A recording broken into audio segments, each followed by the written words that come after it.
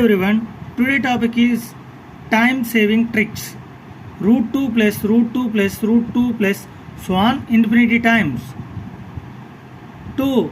We can write here product of the two numbers, but difference must be here 1. When it is plus, big. When it is minus, small.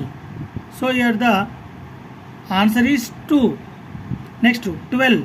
12 we can write 4 into 3 plus. So answer is 4. 2.